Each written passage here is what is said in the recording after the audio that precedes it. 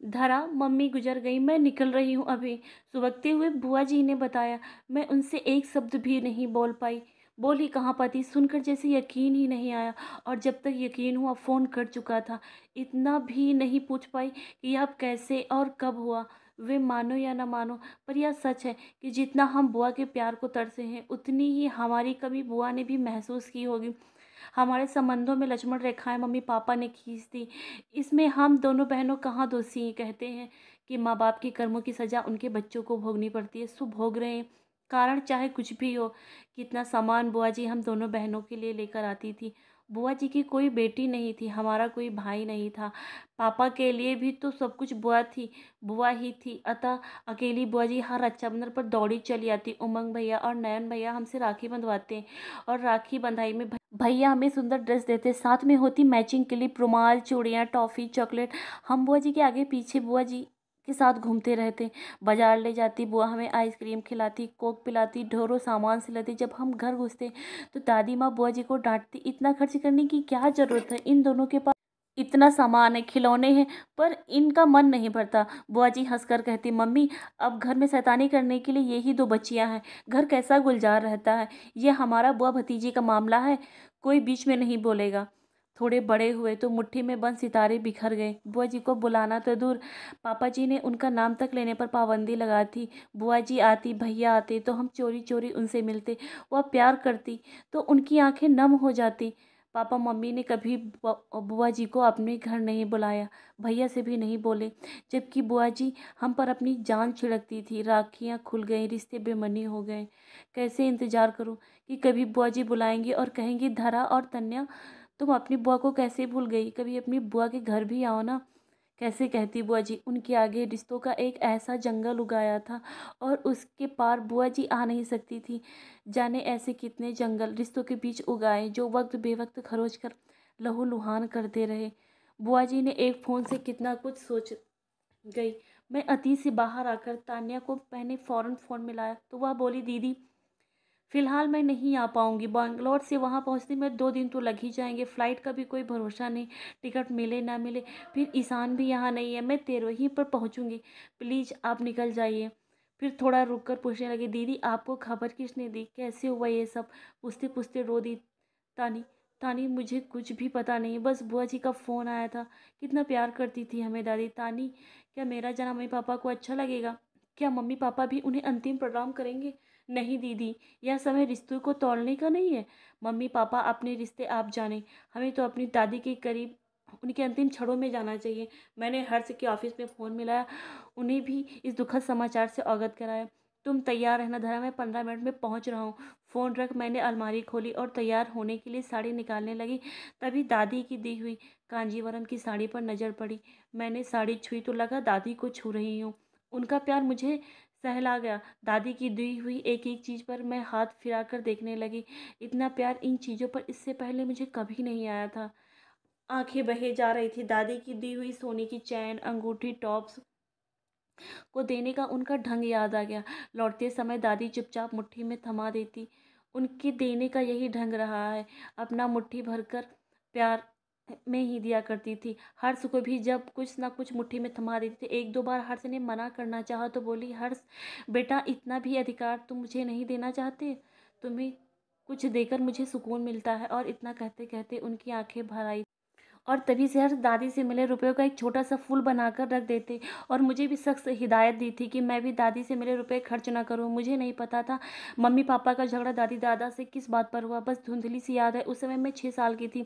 पापा दादी से खूब लड़े झगड़े थे और उसी के बाद अपना सामान ऊपर की मंजिल में ले जाकर रहने लगे। इसके बाद मम्मी पापा ने दादा दादी के पास जाने पर रोक लगा दी। यदि हम उनसे कुछ ले लेते तो वो लोग दिल्ली तो कूड़े की टोकरी में फेंक देते, दादी को खूब खरी खोटी सुनाते। दादी ने कभी उनकी बात का जवाब नहीं दिया।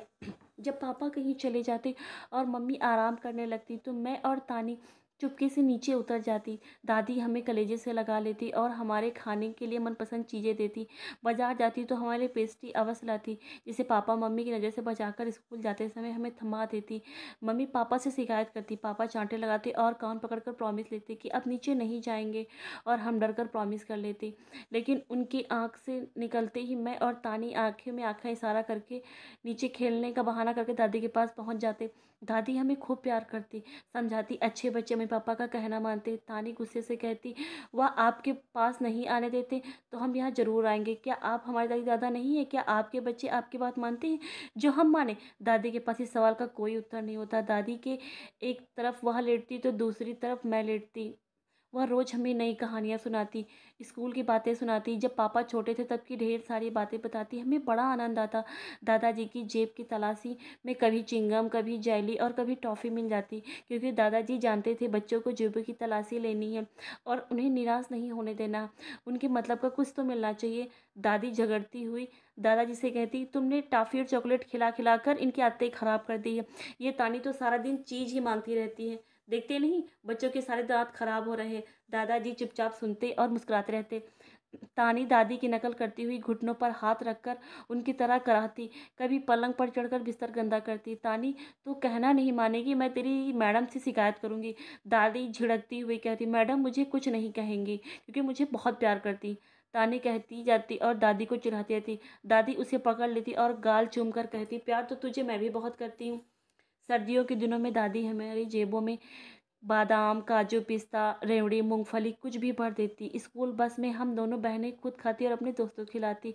तानी और मुझे साड़ी बांधने का बड़ा शौक था। हम दादी की अलमारी से साड़ी निकालती और खूब अच्छी से पिनअप करके साड़ी बांधती। हम शीशे में अपने को देखकर खूब खुश होते। दादी, हमारे कान कब छिदेंगे? हम टॉप्स कब पहनेंगे? तुम थोड़ा और बड़ी हो जाए, मेरे कंधे तक आ जाओ तो तुम्हारे कान छिदवा दूँ और तुम्हारे लिए सोने की बालियाँ भी खरीदूंगी। दादी की बातों से हम अस्वस्थ हो जाते और रोज़ अपनी लंबाई दादी जी के पास खड़ी होकर नापती। एक बार दादाजी और दादी मथुरा घूमने गए। वहाँ से हमारे लिए जरी गोटे का लहंगा लेकर आए। हम लहंगा पहनकर टेप चलाकर खूब देर तक नाचती। वह दोनों तालियां बजाते। दादी, ऊपर छत पर चलो खेलेंगे, मेरे घुटने दुखते, मैं चढ़ नहीं पाऊंगी। दादी, आपको चढ़ना नहीं पड़ेगा, हम आपको ऊपर ले जाएंगे। वाह, कैसे बिटिया? उन्हें आश्चर्य होता। एक तरफ दीदी हाथ पकड़ेंगी और एक तरफ मैं, बस आप ऊपर पहुंच जाओगी। तानी के ऐसे लाड भरे उत्तर पर दादी उसे गोद में बिठाकर चूम लेती। दादी का कोई भी बाल पेन तानी न छोड़ती, वह कहीं भी छिपा कर रखती। तानी निकाल कर लेती। दादी डांटती तब तो दे जाती, लेकिन जैसे ही उनकी नज़र बसती बाल पेन फिर से गायब हो जाता।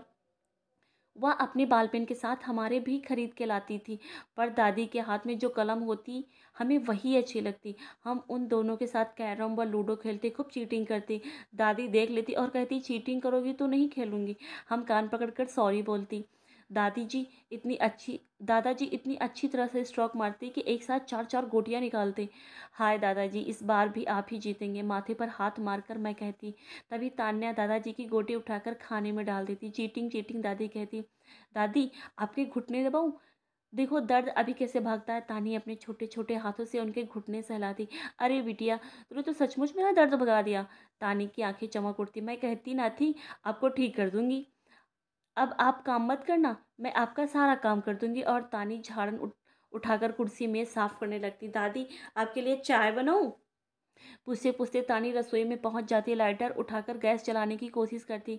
दादी वहीं से आवाज़ लगाती, चाय रहने दो तानी, एक गिलास पानी दे जा और दवा का डिब्बा। तानी पानी लाती और अपने हाथ से दादी के मुंह में दवा डालती। एक बार मैं किसी शादी में गई थी, वहाँ बच्चों का झूला लगा था। मैं भी बच्चों के झूले पर झूलने लगी। पता नहीं कैसे झूले में मेरा पैर फंस गया। मुश्किल से सबने खींचकर मेरा पैर निकाला। बहुत दर्द हुआ, पाँव सूज गया, चला भी नहीं जा रहा था। मैं रोते रोते मम्मी पापा के साथ घर आई। पापा ने मुझे दादी के पास जाने नहीं दिया। जब पापा मम्मी गए तब मैं चुपके से दीवार पकड़कर सीढ़ियों पर बैठ बैठ कर नीचे उतरी। दादी के पास जाकर रोने लगी। उन्होंने मेरा पैर देखा, मुझे बिस्तर पर लिटाया, पैर पर मुंह की मालिश की, हीटर जलाकर सिकाई की और गोली खाने को दी। थोड़ी देर बाद दादी की प्यार भरी थपकियों ने मुझे उनकी गोद में सुला दिया। कितनी ही कड़वी दवा हम दादी के हाथों हंसते हंसते खा लेते। मेरा या तानी का जन्मदिन आता तो दादी पूछती, क्या चाहिए तुम दोनों को? हम अपनी ढेरों फरमाइशें उनके सामने रखते, वह हमारी फरमाइशों में से एक एक चीज़ हमें ला देती, और हम पूरा दिन दादी का दिया गिफ्ट अपने से अलग ना करती। बचपन इसी प्रकार गुजरा। नानी के यहाँ जाने पर हमारा मन ना लगता, और हम चाहती थी कि हम दादी के पास रह जाएं, पर मम्मी हमें खींच कर ले जाती। हम वहाँ जाकर दादाजी को फ़ोन मिलाते, दादाजी हमारा मन नहीं लग रहा, आप आ कर ले जाइए। सारे बच्चे नाना नानी के यहाँ खुशी खुशी जाते हैं, नानी खूब प्यार करती, पर तुम्हारा मन क्यों नहीं लग रहा? दादाजी समझाते हुए पूछते, दादाजी हमें आपकी और दादी की याद आ रही है। हमें ना तो कोई अपने साथ बाजार लेकर जाता है, ना कोई चीज़ दिलाता है। नानी कहानी भी नहीं सुनाती, बस सारा दिन हनीवा मनी सनी के साथ लगी रहती। हम क्या करें दादाजी?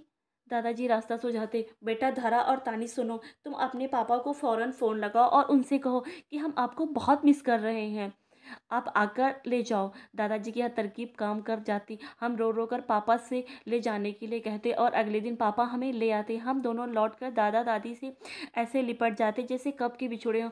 पापा ने हमें पढ़ने के लिए बाहर भेज दिया। हम लौटते तो दादाजी और दादी इंतज़ार करते पाते। उनकी अलमारी हमारे लिए सौगातों से भरी रहती। हाई स्कूल पास करने के बाद दादाजी ने मुझे घड़ी दी थी। हम बड़े हुए तो पता चला कि दादाजी केवल पेंशन पर गुजारा करते हैं। हमारा मन कहता कि हमें अब उनसे उपहार नहीं लेना चाहिए, लेकिन जब दादी हमारी मुट्ठी में रुपये ठूस देती तो हम इनकार ना कर पाते।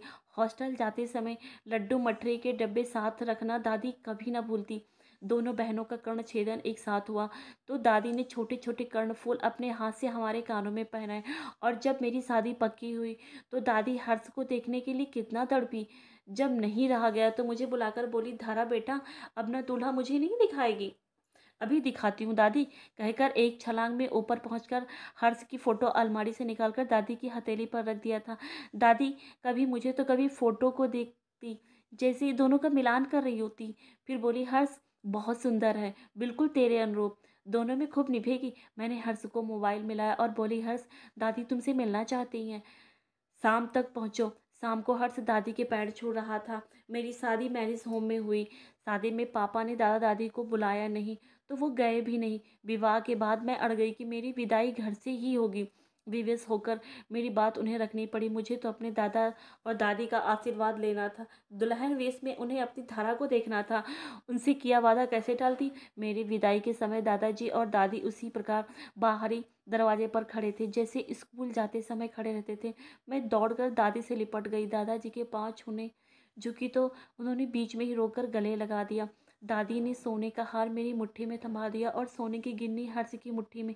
जब भी मायके जाती दादी से सौगात में मिले कभी रिंग, कभी टॉप्स, कभी साड़ियाँ मुट्ठी में दबाए लौटती। दादी ने मुझे ही नहीं, तानी को भी खूब दिया। उन्होंने हम दोनों बहनों को कभी खाली हाथ आने नहीं दिया। कैसे आने देती? उनका मन प्यार से लबालब भरा था। वह खाली होना जानती ही ना थी। उनके पास जो कुछ अपना था सब हम पर लुटा रही थी। मम्मी पापा देखते रह जाते। हमने उनकी बातों को अहमियत नहीं दी, बल्कि मूक विरोध ही करते रहे। अरे धरा, तुम अभी तक तैयार नहीं हुई? अलमारी पकड़े क्या सोच रही हो? हर्ष बोले तो मैं जैसे सोते से जागी। हर्ष, मेरी दादी चली गई, मुट्ठी भरा प्यार चला गया। अब कौन मेरी और तुम्हारी मिट्टियों में सौगात ठूसेगा? कौन आशीर्वाद देगा? मैं दादी का निर्जीव शरीर कैसे देख पाऊंगी? हर्ष के कंधे पर सिर रखकर रोने लगी मैं। जब हर्ष के साथ वहां पहुंची तो लगभग सभी रिश्तेदार आ चुके थे। दादी के पास बुआ जी तथा अन्य महिलाएं बैठी थी। मैं बुआ जी को देख लिपट कर फुट फुट कर रो पड़ी। रोते ही पूछा, बुआ जी, मम्मी पापा? बुआ जी ने ना में गर्दन हिला दी। मैं दंदनाती हुई ऊपर जा पहुंची। मेरा रोदन क्षोभ और क्रोध बनकर फूट पड़ा। आप दोनों को मम्मी एक्स पापा कहते हुए आज मुझे शर्म आ रही है। पापा, आपने तो अपनी माँ की दूध की इज्जत भी नहीं रखी। एक माँ ने आपको 9 महीने अपनी कोख में रखा, आज उसी का ऋण आप चुका देते। और मम्मी, जिस माँ ने अपना कोख जाया, आपके आंचल में बांध दिया, अपना भविष्य, अपनी उम्मीदें आपको सौंप दी, उन्हीं के पुत्र के कारण आज आप माँ का दर्जा पा सकी। एक औरत होकर एक औरत का दिल नहीं समझ सकी। आप आज भी उन्हीं के घर में रह रही हो। कितने कृत धन्य हैं आप दोनों। पापा, क्या आप अपनी देह से उस खून और मज्जा को नोच कर फेंक सकते हैं जो आपको उन्होंने दिया है? उनका दिया नाम आपने आज तक क्यों नहीं मिटाया? आपकी अपनी क्या पहचान है? यह देह भी उन्हीं के कारण धारण किए हो, यदि आप अपना फ़र्ज़ नहीं निभाओगे तो क्या दादी यूँ ही पड़ी रहेंगी? आप सोचते हो कि इस घड़ी में दादाजी आपकी खुशामद करेंगे? नहीं, उमंग भैया किस दिन काम आएँगे? यदि आज आप दोनों ने अपना फ़र्ज़ पूरा नहीं किया, तो इस भरे समाज में मैं आज आप लोगों का त्याग कर दूँगी और दादाजी को अपने साथ ले जाऊँगी। चौंक पड़े दोनों, सोचने लगे, तो ऐसे नहीं थी। आज क्या हुआ है इसे? सुनो ज़रा, तुम्हें यहाँ नहीं आना चाहिए था। क्यों नहीं आती? मेरी दादी गई हैं, उन्हें अंतिम प्रणाम करने का मेरा अधिकार मुझसे कोई नहीं छीन सकता। आप लोग भी नहीं। होश में आओ ज़रा। अभी तक होश में नहीं थी पापा, आज पहली बार होश आया है और अब सोना नहीं चाहती। आज उस मुट्ठी भर प्यार की कसम। आप दोनों नीचे आ जाओ। आ रही हो या नहीं? धरा की आवाज़ में चेतावनी की आग थी। विवश हो दोनों को नीचे जाना ही पड़ा। दोस्तों, ये कहानी आपको कैसी लगी प्लीज़ हमें कमेंट बॉक्स में बताएं। और इस कहानी ने आपको रोने पे मजबूर कर दिया ना? मुझे भी कर दिया। ये कहानी मैं जब लिख रही थी या जब मैं पढ़ रही थी, दोनों टाइम मुझे रोना आ गया। मैं आपसे ये नहीं कहूँगी मेरे चैनल को सब्सक्राइब करो या लाइक करो, डिसलाइक करो। आपको जो भी लगता हो आप वो करो, मगर प्लीज़ हमें फीडबैक ज़रूर दो और ऐसी इंटरेस्टिंग कहानियाँ सुनने के लिए हमसे जुड़े रहें। धन्यवाद।